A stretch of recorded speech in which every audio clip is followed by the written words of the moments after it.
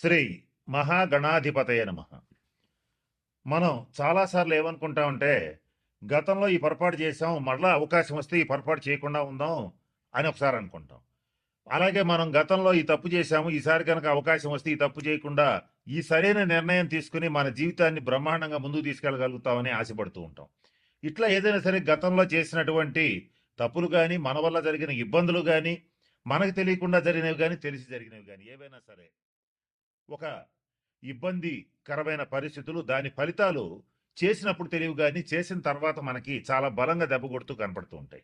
అటువంటి వాటి నుంచి తప్పించుకోవటానికి ఒక 136 రోజుల పాటు, అంటే జూలై 27, 2026 నుంచి డిసెంబర్ 10, 2026 వరకు శని వక్రించి ఈ 136 రోజుల పాటు మనం ఏదైతే చెయ్యాలనుకుని మిస్ అయిపోయామో గత 2.5 సంవత్సరాల్లో, అది మళ్ళీ చేసి సక్సెస్ సాధించడానికి, జరిగిన తప్పులు దిద్దుకోవడానికి, జరిగిన ఇబ్బందుల నుంచి బయటపడటానికి ఒక 4 రాసుల వాళ్ళకి మంచి రాజయోగం ఇస్తూ అవకాశం ఇస్తున్నటువంటి శని వక్రగ్రహ సంచారం ఏదైతే ఉందో, ఈ 4 రాసుల వాళ్ళని ఏ రకమైనటువంటి నిర్ణయాలు తీసుకుంటే, ఏ తప్పులు సరిచేసుకుంటే ఎలా ముందుకు వెళ్ళొచ్చు అనేటువంటి అంశం గురించి జ్యోతిశాస్త్ర పరంగా కొన్ని సూచనలు, సలహాలు ఇప్పుడు నేను మీకు తెలియచేయడానికి ప్రయత్నం చేస్తాను.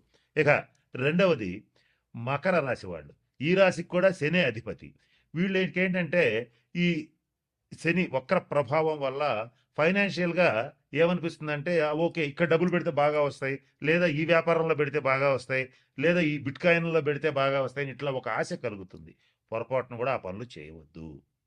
అనవసరమైన ఎక్కువ ఆశకి పోతే ఈ మకర రాశి వాళ్ళకి ఆర్థికంగా బాగా ఇబ్బందులు పడతారు. కాబట్టి ఆ పనులు చేయొద్దు. నెక్స్ట్ ఏం జరుగుతుందంటే, ఈ 136 రోజుల్లో మకర రాశి వాళ్ళకి జీవిత భాగస్వామి నుంచి కొంత వ్యతిరేకత వస్తుంది. అలాగే కుటుంబ సభ్యుల నుంచి కూడా అనుకోని వ్యతిరేకతలు వస్తూ ఉంటాయి. వచ్చినప్పుడు బాగా విస్తృతంగా విసిగిపోయి గట్టిగా అరవటం కానీ, లేదా కోపట్టం కానీ, లేదా అనేక రకాలుగా ఎవరి పరిస్థితిని బట్టి వాళ్ళు స్పందిస్తారు. అలా వద్దు. మీరేం చేస్తారంటే, ఈ 136 రోజులు ఎవరు ఏం మాట్లాడినా మౌనంగా ఉండండి. మౌనేన కలహం నాస్తి. అంటే మౌనంగా ఉంటే తగాదా రాదు. అది జీవిత భాగస్వామితో కావచ్చు, కుటుంబ సభ్యులతో కావచ్చు. కాబట్టి వాక్కుని నియంత్రించుకోండి. పొరపాటున కూడా తొందరపడి స్టేట్మెంట్స్ ఇవ్వద్దు. ఇది ఇలా చేసి ఉండాల్సింది, ఆడు అలా చేశాడు, ఇది ఇలా చేశాడు, ఇట్లా మాట్లాడొద్దు. మీ జీవితం ఏదో మీరు చూసుకోవటం ఈ 136 రోజుల్లో అవసరం. నెక్స్ట్, ఫైనాన్షియల్ డెసిషన్స్ తీసుకునేటప్పుడు, అంటే కొత్తగా వ్యాపార వ్యవహారాలు నిర్ణయించుకోవాలి, చెయ్యాలి అనుకున్నప్పుడు మాత్రం ఈ 136 రోజుల్లో 1-2 సార్లు క్రాస్ చెక్ చేసుకునే చెయ్యండి. వీలై కుదిరితే మాత్రం జాతకం పరిశీలింపజేసుకుని, ఎవరైనా మకర రాశి వ్యక్తి కొత్తగా ఒక వ్యాపారాన్ని ప్రారంభించాలనుకున్నాడు, ఈ 136 రోజుల్లో ప్రారంభించాలి అనుకుంటే జన్మ జాతకాన్ని పరిశీలింపజేసుకుని దశాంతర దశలు బాగుంటేనే ప్రారంభించండి. కానీ ఆ ఐడియా వచ్చింది కదా అని మాత్రం ప్రారంభించద్దు, ఇబ్బంది పడతారు. అంటే వృద్ధులు, వికలాంగులు ఎవరన్నా ఉంటే వాళ్ళకి సహాయం చేయండి. అది ఆర్థికంగా కావచ్చు, అలాగే వాళ్ళకి సర్వీస్ చేయటం కావచ్చు.